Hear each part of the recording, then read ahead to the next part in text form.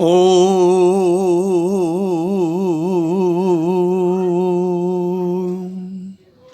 गुरुर्ब्रह्मा गुरुर्विष्णु गुरुर्देवो महेश्वरा गुरु साक्षात् परब्रह्म तस्मै श्री गुरुवे नमः। नित्यं शुद्ध निराभासं निराकारं निरञ्जनं नित्यबोधचिदानन्दं गुरुर्ब्रह्म नमाम्यहं। यस्य पादप्रभाद्यस्ता प्रपञ्चो भाति भासुरा तमहं सद्गुरु वन्दे पूर्णानन्दचिदात्मकम्।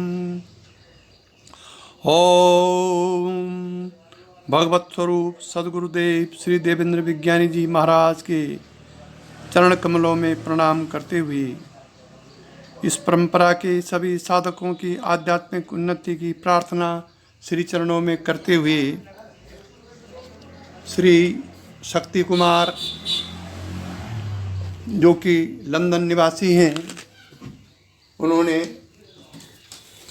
मैसेज द्वारा मुझे सौंदर्य लहरी पर प्रवचन करने का निवेदन किया है। अतः उनके आग्रह पर स्वामी विश्वतीर्थ महाराज जी से जो उन्होंने सौंदर्य लहरी पर टीका की है, उस पुस्तक के आधार पर प्रवचन प्रस्तुत किया जा रहा है।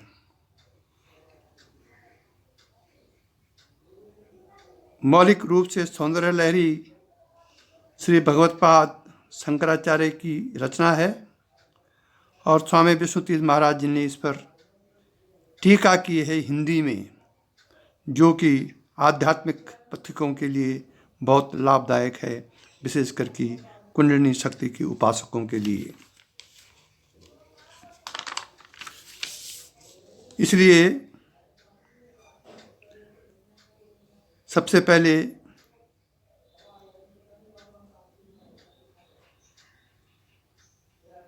आदिगुरु शंकराचार्य की वंदना की जाती है और थोड़ा बहुत उनके बारे में, उनके जीवन, उनके आध्यात्मिक जीवन के बारे में प्रकाश डाला जाएगा। और उसमें सर्वप्रथम है कि अद्वैत स्थापनाचार्य शंकराचार्य ने अद्वैत की स्थापना की थी। अद्वैत स्थापनाचार्य शंकर लोक सद्गुरुम प्रस्थानत्रया भाष्यादि ग्रंथकारम नमाम्यहम्। ग्रंथकार को हम नमस्कार करते हैं। अहम ब्रह्म स्वरूपिणो मता प्रकृतिर पुरुषात्मकम जगत शून्यंच शून्यंच। श्रीमद् भगवत्पाद जगत गुरु आदि शंकराचार्य ने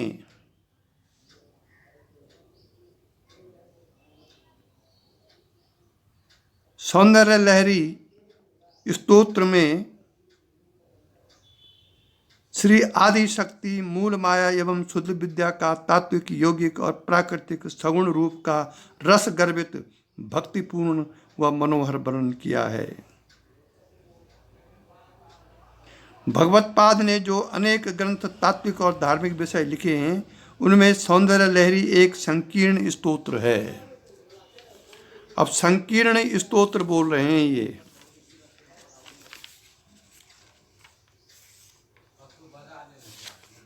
संकीर्ण स्तोत्र इसलिए है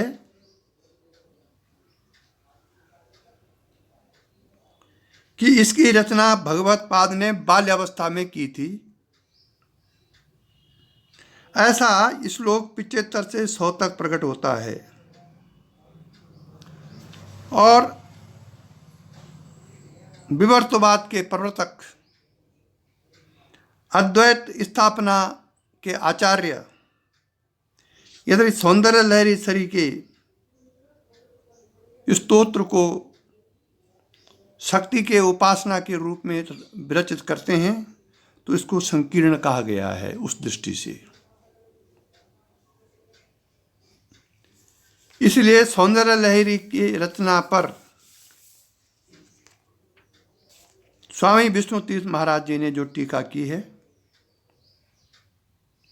वो कुंडलिनी शक्ति के रहस्य का उद्घाटन करती है, बाह्य रूप से और आंतरिक रूप से। श्री शक्ति कुमार जी ने यह भी मुझे अवगत कराया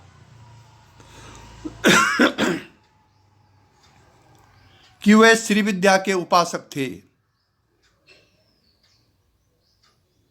जिसमें उनका बड़ा इंटरेस्ट रहा।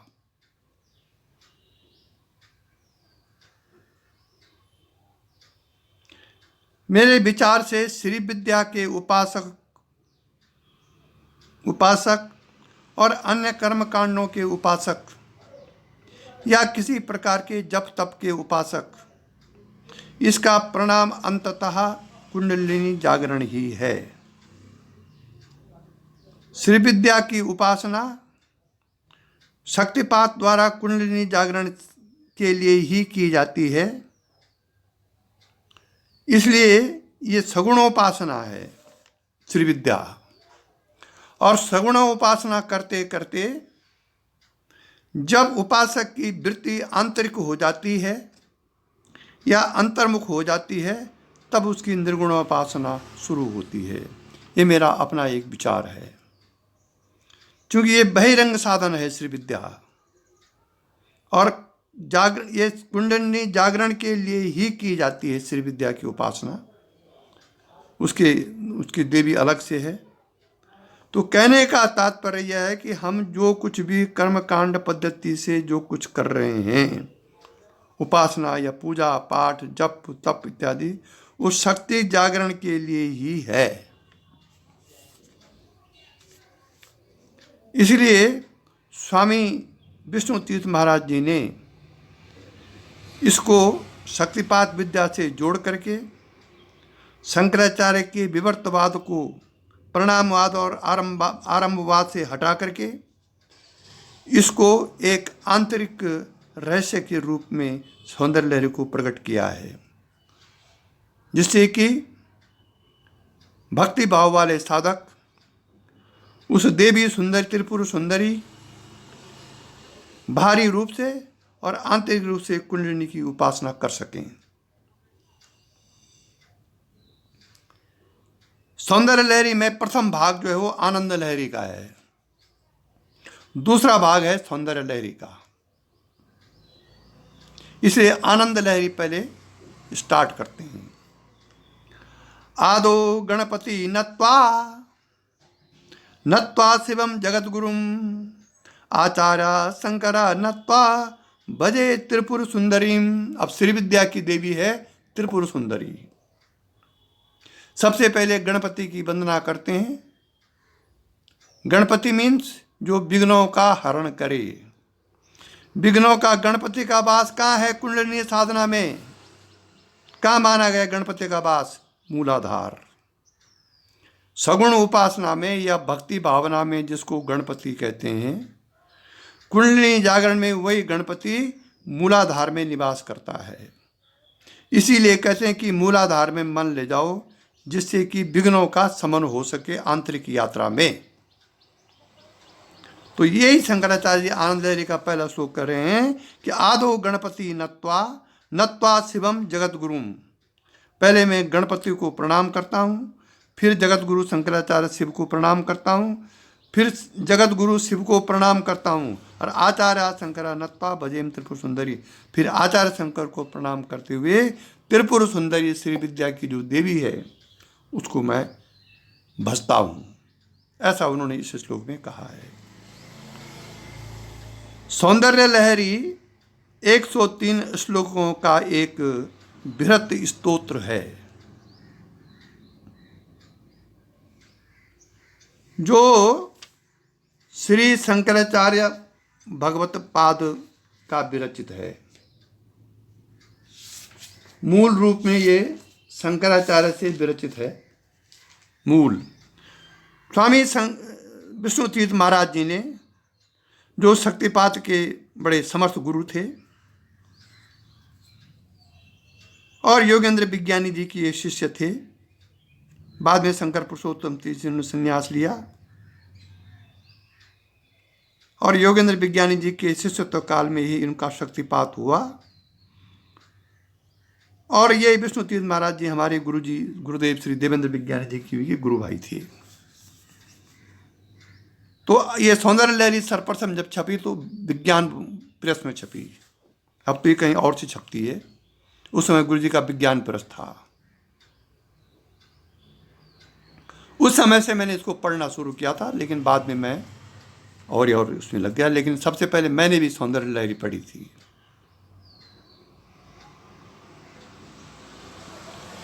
इस सौंदर्य लहरी में भगवती की स्तुति की गई है सगुण रूप में। कविता और साहित्य की दृष्टि से भी इसका ध्यान ऊंचा है, परंतु विवर्तवाद के प्रवर्तक की लेखनी से निकला हुआ यह स्तोत्र तांत्रिक उपासना के रहस्यों पर प्रकाश डालता है। अब विवर्तवाद क्या हुआ, इस पर विचार करो जरा।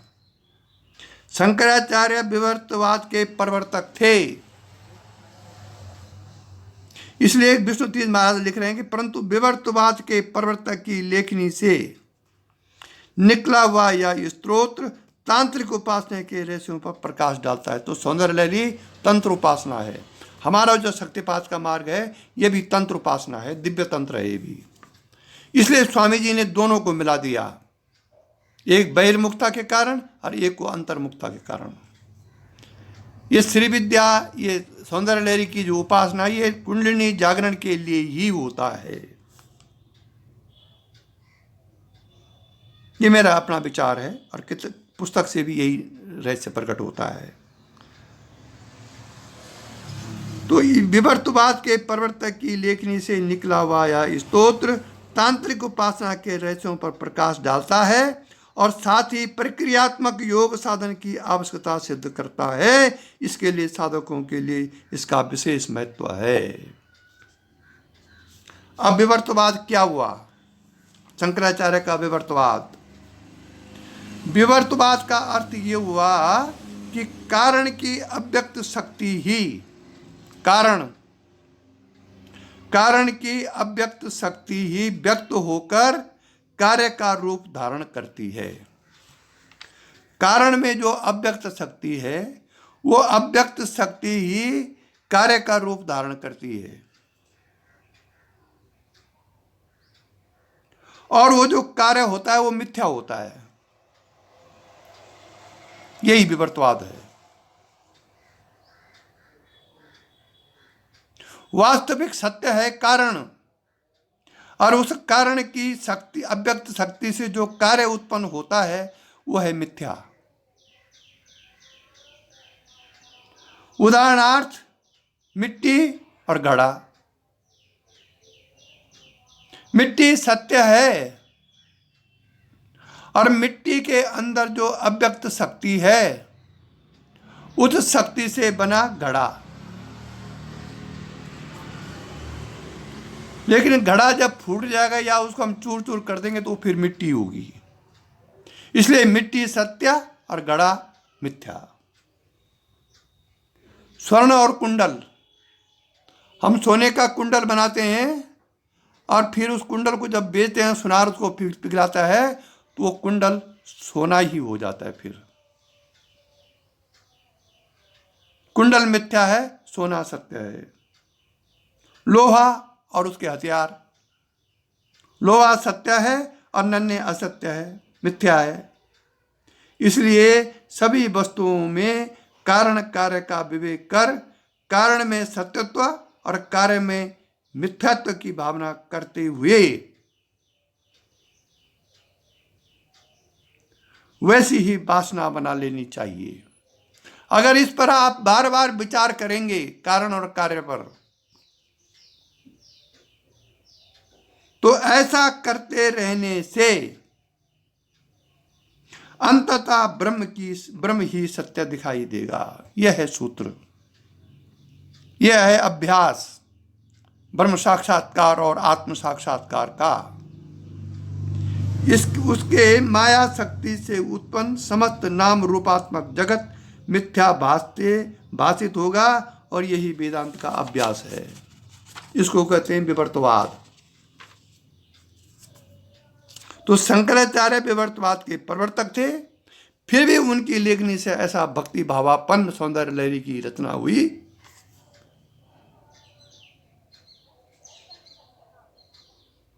ये बहुत बड़ी बात है।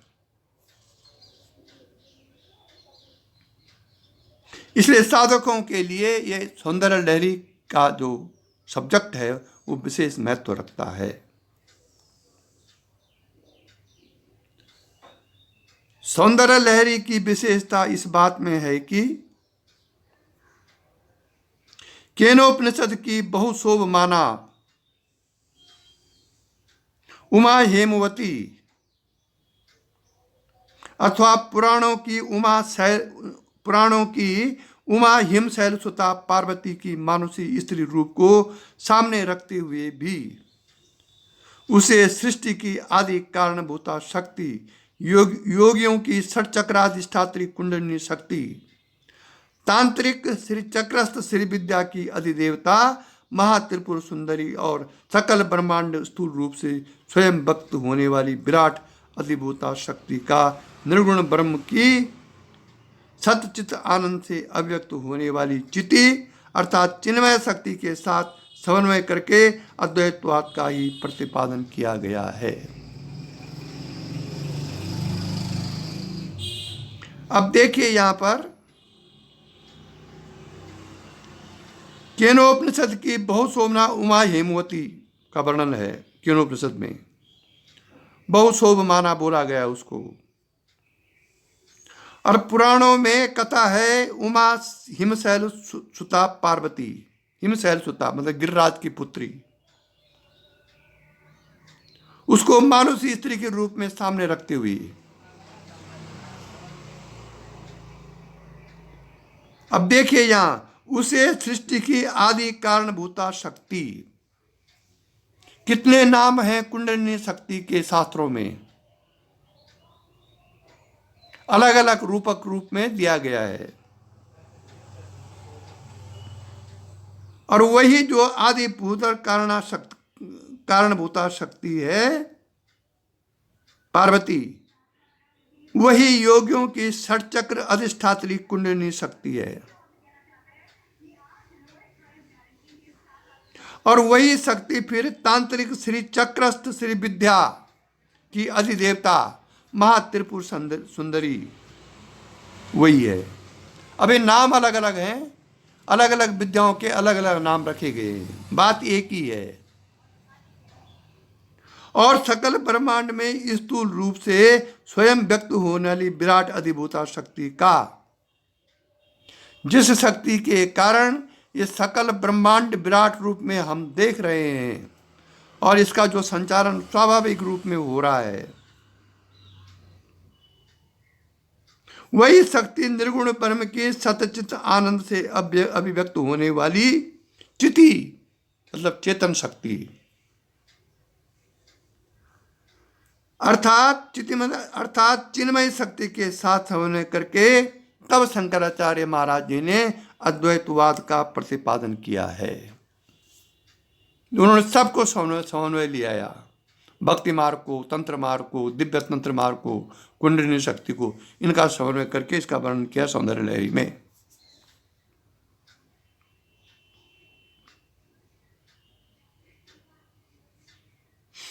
स्थूल बहिर्दृष्टि रखने वाले उपासकों का, स्थूल बहिर्दृष्टि रखने वाले उपासकों का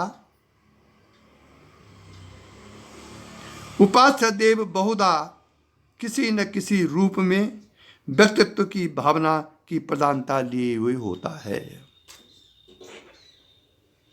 अब यह है सूक्ष्म और स्थूल दृष्टि के उपास्य देव। सूक्ष्म दृष्टि वाला तो अंदर ही सब कुछ देखते हुए आगे बढ़ेगा, और जिनको सूक्ष्म दृष्टि प्राप्त नहीं है वो स्थूल दृष्टि के कारण उनके उपास्य देव सगुण रूप में होंगे बाहर।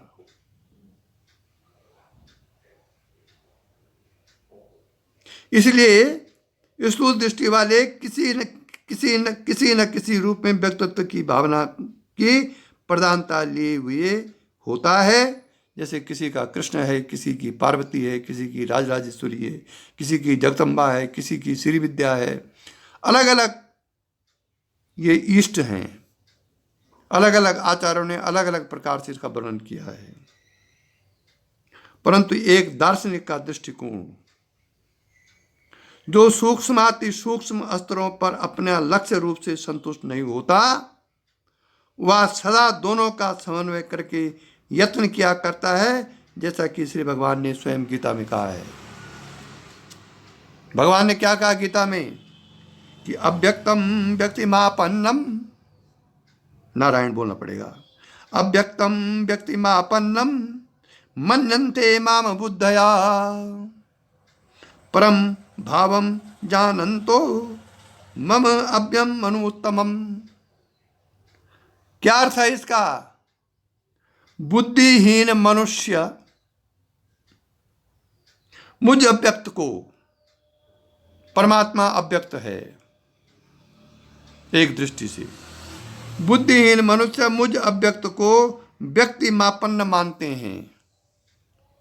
वो किसी सगुण रूप की उसमें धारणा करते हैं, क्योंकि वे मेरे उत्तम अव्यय परम भाव को नहीं जानते। इसीलिए वो जो सगुण रूप है, कृष्ण है, राम है, भगवान है, अन्य के गणेश है, इसको मान करके पूजा करते हैं, क्योंकि उनकी दृष्टि धीरे धीरे सूक्ष्म में जाती है। इसके कारण हमारा जो इष्ट है, जिसकी हम पूजा कर रहे हैं, अगर उसके गुण हमारे अंदर नहीं आते हैं तो पूजा फिर व्यर्थ है। इसलिए भगवान ने कहा है गीता में, अव्यक्तम व्यक्तिमापन्नम मन्नन्ते माम बुद्धया परम भावम जानन्तु मम अव्ययम अनु उत्तमम। जो व्यक्तिमापन भगवान को मानते हैं, कि कोई व्यक्ति मानते हैं वो, या कोई रूप मानते हैं, वो उनके परम भाव को नहीं जानते हैं। ये इस श्लोक का सार है।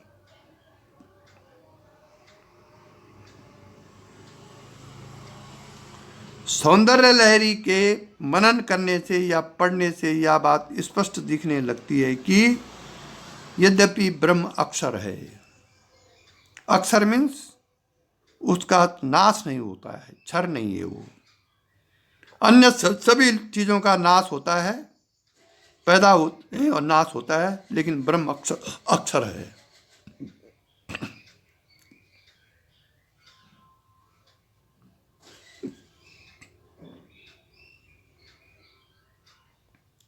शिव शक्ति का वर्णन कर रहे हैं इसमें सौंदर्य लहरी में, अर्थात उसमें कभी किसी प्रकार का परिणाम नहीं होता। इसलिए शंकराचार्य परिणामवाद को नहीं मानते हैं। वह अपरिणामी अव्यय अविनाशी है। कौन? ब्रह्म। परंतु जगत की सृष्टि स्थिति संहार का अभिन्न निमित्तोपादान कारण भी है।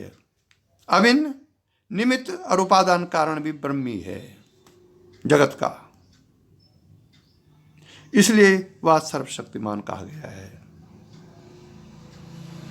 क्योंकि जगत में बनाने वाला भी वह वही है, जगत की स्थिति भी उसी में है और जगत का अंत भी उसी में है। इसको कहते हैं अभिन्न निमित्त उपादान कारण। इसीलिए इसको कहते हैं ब्रह्म को सर्वशक्तिमान।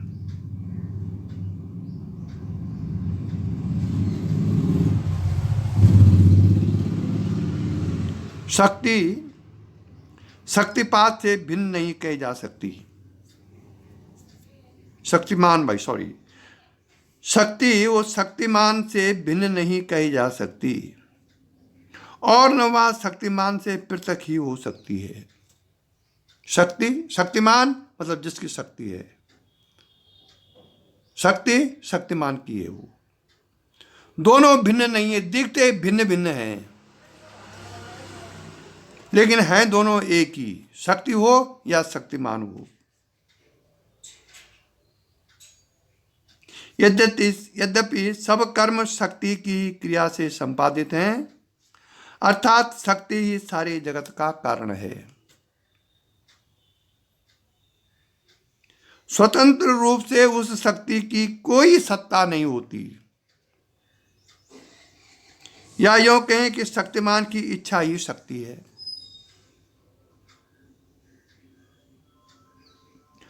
परंतु उस शक्ति को हम उसका अंग भी नहीं कह सकते, उस शक्तिमान का अंग भी नहीं कही जा सकती, अर्थात दोनों में अंग अंगी का संबंध नहीं है। ओम। दोनों में कोई वास्तविक भेद भी नहीं कहा जा सकता। अब देखो दोनों बातें चल रही हैं। जो भिन्नता दिख पड़ती है वह सर्वथा व्यावहारिक ही है, जो भिन्नता दिख पड़ती है वह सर्वथा व्यावहारिक ही है। अब आपने देखा होगा भगवान शिव की मूर्ति अर्धनारेश्वर, जहां उस मूर्ति में आधा तो नारी है पार्वती और आधा शिव है। कहने का मतलब वो आधा पार्वती न शिव से अलग है और न शिव उस शक्ति से अलग है, दोनों की मिली हुई फोटो है। इसको बोलते हैं अर्धनारेश्वर, आधा नर और आधा नारी।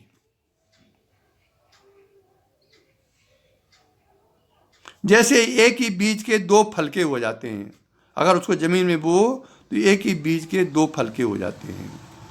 ऐसे ही जब सृष्टि रचना होती है तो एक ही ब्रह्म अपनी शक्ति की कृपा से ही, अपनी शक्ति के बल से ही सृष्टि रचना करता है।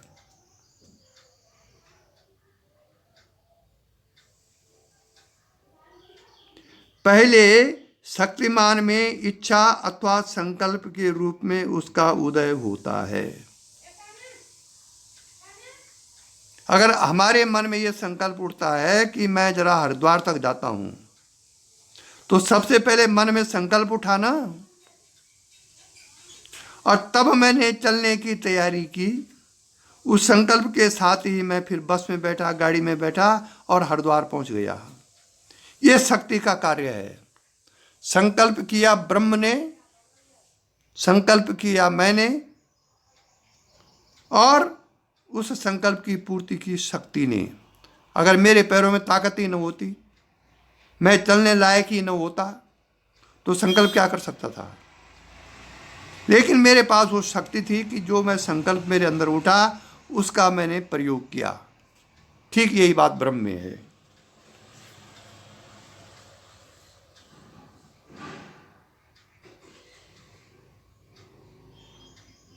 इसलिए पहले शक्तिमान में इच्छा अथवा संकल्प के रूप में उसका उदय होता है और फिर वह क्रिया और ज्ञान रूप धारण कर लेती है। फिर मुझे हरिद्वार का ज्ञान हो गया, हरिद्वार ऐसा है।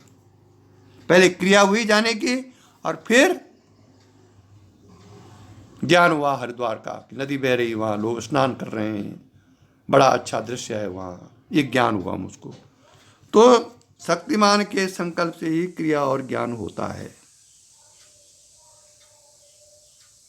इच्छा, क्रिया और ज्ञान के रूपों में अभिव्यक्त होने पर भी शक्ति एक ही है और शक्तिमान का परिणाम अथवा विकार नहीं है, क्योंकि ब्रह्म अपरिणामी है। शक्ति विकार नहीं है ब्रह्म की, शक्ति तो उसकी क्रिया है।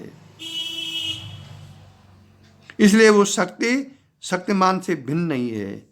शक्ति की पूजा ही ब्रह्म की पूजा है।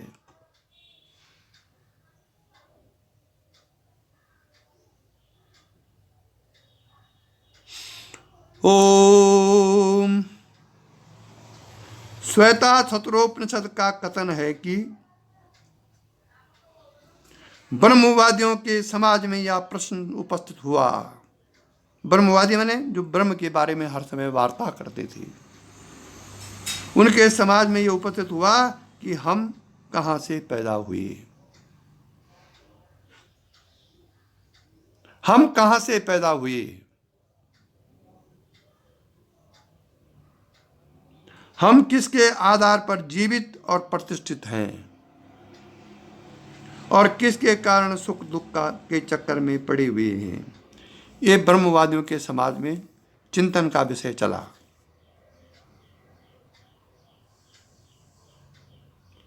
अब जब उनको कुछ समझ में नहीं आया ब्रह्मवादियों को, तो उन्होंने ध्यान योग का सहारा लिया। ध्यान किया उन्होंने कि हम पता लगाएं कि हम कहाँ से पैदा हुए और किसके लिए पैदा हुए और सुख दुख का कारण क्या है। ये श्वेताश्वतरोपनिषद में इसका वर्णन है विस्तृत रूप में। उन ब्रह्मवादियों ने ध्यान योग द्वारा देखा कि सबका कारण एक शक्ति ही है। जड़ नहीं वरन देवात्मिका चेतन शक्ति है वो। ये ऐसा ऋषियों ने ध्यान में देखा। ते ध्यान योगानुगता अपश्यन देवात्म शक्ति सुगुण निगूढ़ाम, श्वेताश्वतरोपनिषद।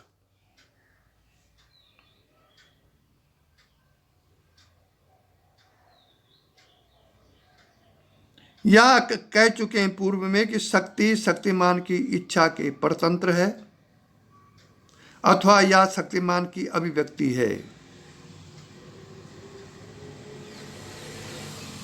ब्रह्म सूत्र के अध्याय 1 पाद 4 सूत्र 3 में लिखा हुआ है, तद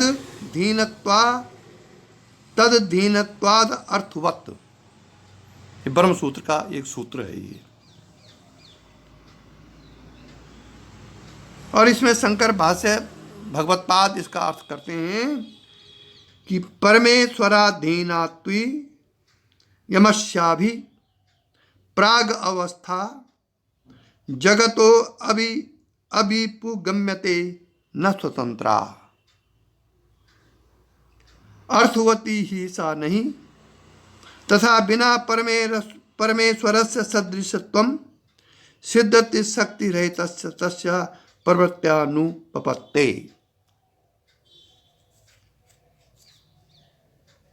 अब इसका अर्थ सुनो।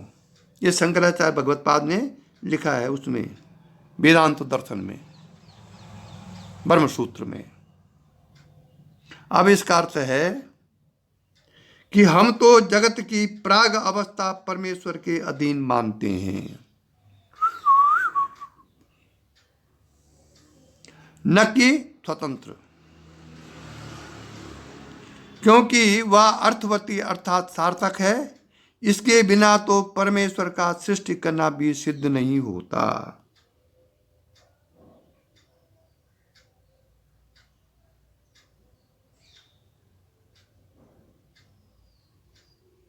शक्ति रहित परमेश्वर में प्रवृत्ति का अभाव होने के कारण परमेश्वर यदि डायरेक्ट चाहे बिना शक्ति के सृष्टि रचना कर दे, नहीं कर सकता है,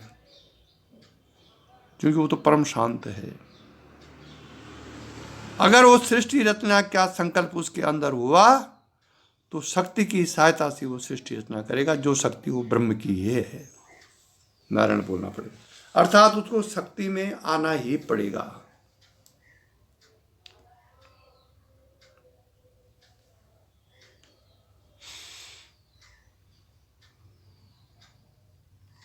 अब शक्ति का लहरी रूप ये चल रहा है इस समय आनंद लहरी का प्रसंग।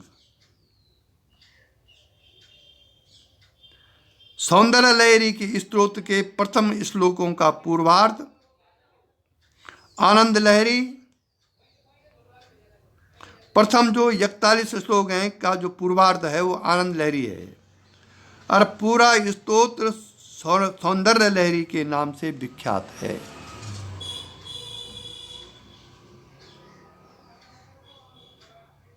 अब देखिए दो पार्ट हैं किताब के, आनंद लहरी और सौंदर्य लहरी। अब आनंद लहरी का मूल उद्देश्य क्या है ये सुन लो। आनंद लहरी क्यों इसका प्रसंग डाला गया है। आनंद लहरी से अध्यात्म और सौंदर्य लहरी से भौतिक विराट पक्ष समझना चाहिए।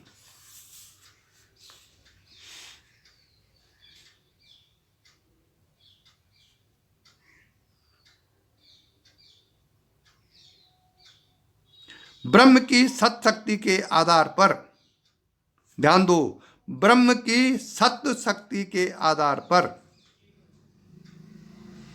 भौतिक दृष्टि की प्रतीति होती है। अगर ब्रह्म की सत्ता ही न हो तो हमको ये दृश्य नहीं दिखाई सकता है, दिखाई दे सकता है। हम ब्रह्म की सत्ता से ही इस जगत को देख रहे हैं। भला है बुरा है यह हमारे संस्कारों पर डिपेंड करता है। देखो 3 चीज काम कर रही हैं यहां। इसीलिए कहते हैं जिसकी जैसी दृष्टि होती है उस संसार को वैसे ही देखता है। ब्रह्म ने तो जगत बना दिया, आकाश जल, आकाश वायु जल पृथ्वी, जल अग्नि पृथ्वी और जल और पृथ्वी, इस 5 तत्वों से सृष्टि की रचना हुई, ब्रह्मांड की रचना हुई, फिर पिंड की रचना इन 5 तत्वों से हुई। यही नदी नाले उगे जो कुछ भी है ब्रह्मांड में, वो ब्रह्म का भौतिक सृष्टि की प्रतीति होती है सत्ता के आधार पर। हो गया ठीक। और सत्य चित्त शक्ति के आधार पर चेतन जगत की। इस जगत में जो चेतना है वो ब्रह्म की सत्य आनंद का फल है। नारायण बोलना पड़ेगा।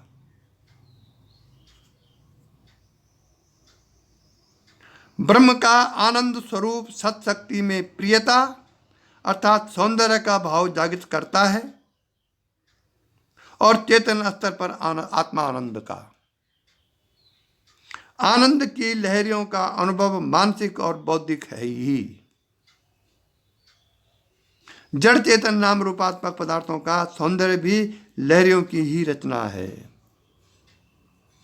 यह बात सर्वसाधारण के समझ में नहीं आती, परंतु वास्तव में है ऐसा ही। क्योंकि उपनिषद कहता है यद इदम किंच जगत सर्व प्राणा एजते निःसृतम, कठोपनिषद। यद इदम किंच जगत सर्व, या जो कुछ जगत सर्व जगत है, प्राणा एजति निःसृतम, वह प्राण शक्ति के माध्यम से विकसित होता है। फिर कहता है प्रश्नोपनिषद सा प्राणम सृजत प्राणच्छध्वाम,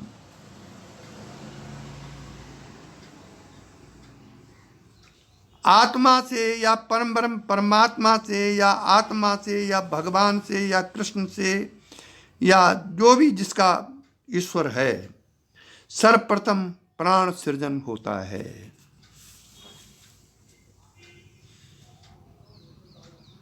जैसे कि सूर्य की रश्मियां सूर्य से निश्रित होती हैं, उसी प्रकार से आत्मा से सर्वप्रथम प्राण निश्चित होता है, तभी सत्ता का अनुभव होता है। ये उपनिषद बोल रहा है। अर्थात सारा विश्व आदि शक्ति प्राण के स्पंदन का परिणाम है। आधुनिक भौतिक विज्ञान की वेब थ्योरी भी इसी बात का समर्थन करती है। इसलिए शक्तिपात दीक्षा प्राण पर आधारित है। जिसका प्राण बल जितना अधिक होगा उसको शक्ति को रिसीव करने की योग्यता उतनी अधिक होगी। नारायण बोलना पड़ेगा। और प्राण बल के साथ मन की निर्मलता भी आवश्यक है।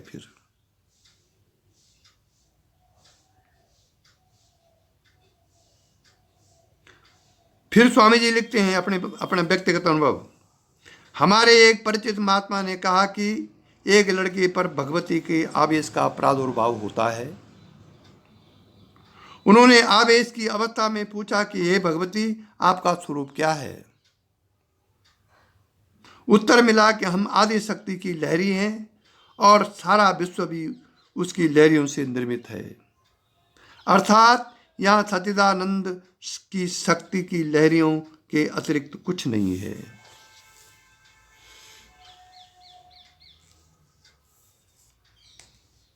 जबकि शक्ति की शक्तिमान से पृथक स्वतंत्र सत्ता नहीं, तो शक्ति की महिमा का स्तवन करना शक्तिमान का ही गुणगान करना है। किसी मनुष्य की वीरता अथवा कला कौशल की बड़ाई करने से उस मनुष्य की ही बड़ाई है।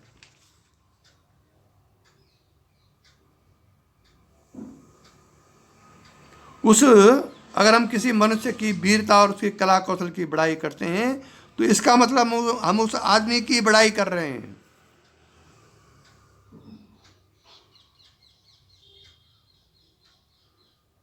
इसी प्रकार आदि शक्ति की उपासना, पूजन, स्तवन आदि भी परमात्मा की ही उपासना, पूजन अथवा स्तवन है।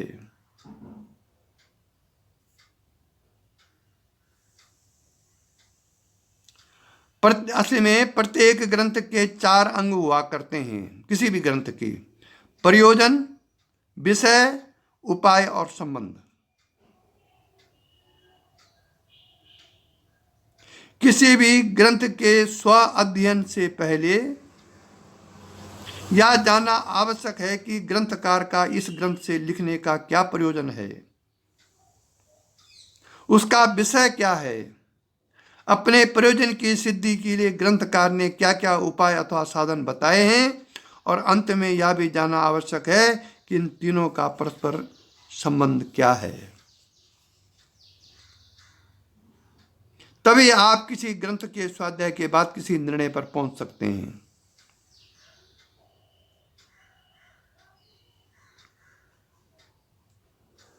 श्रीमद् शंकर भगवत पाद का किसी भी ग्रंथ के लिखने में मोक्ष के एकमात्र साधन तत्व ज्ञान की अपरोक्ष अनुभूति की उपलब्धि के सिवाय और दूसरा अन्य प्रयोजन नहीं हो सकता।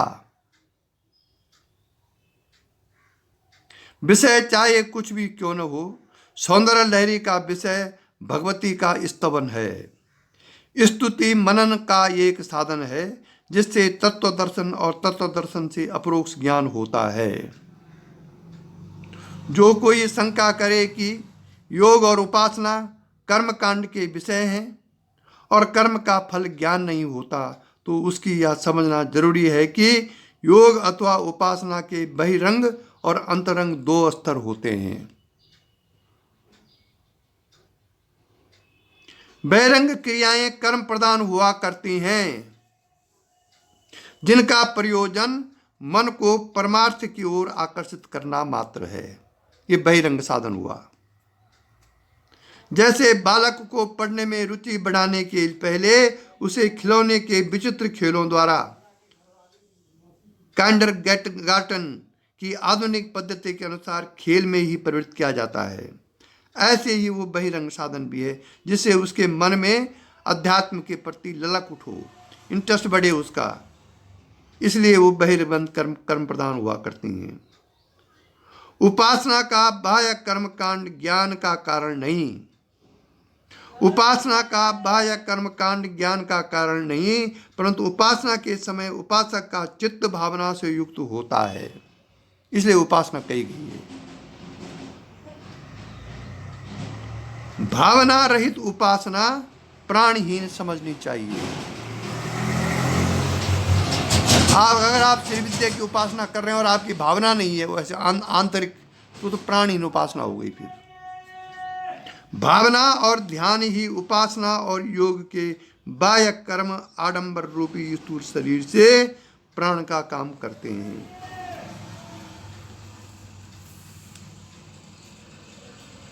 इसीलिए योग दर्शन में कहा गया है तज्जपस तदर्थ भावनम। जैसा तुम जो भी तुम जप करो तदनुसार भावना करो। ये नहीं कि जप कर रहे हैं शक्ति का और भावना कर रहे हैं शिव की, नहीं होगा कुछ। या जप कर रहे हैं भगवान शिव का और भावना कर रहे हैं शक्ति की। जिस चीज की उपासना कर रहे हो उसी की भावना आपके अंदर होनी चाहिए। और इसी के साथ आज का प्रवचन समाप्त हुआ। यही दिव्य दृष्टि हमें दीजिए भगवान, हो कर्ण कर्ण में निस दिन तुम्हारे ही दर्शन।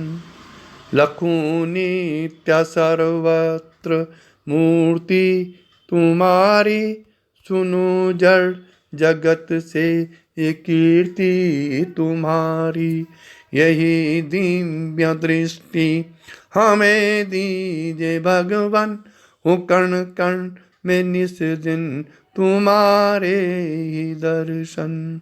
तेरी शुभ सत्ता बिना हे प्रभु मंगल मूल, पत्ता तक हिलता नहीं, खिलता नहीं है फूल। रोम रोम में तुम रमे फिर क्या रहा बिछो, लेकिन तुम मिलते नहीं ये कैसा संयोग।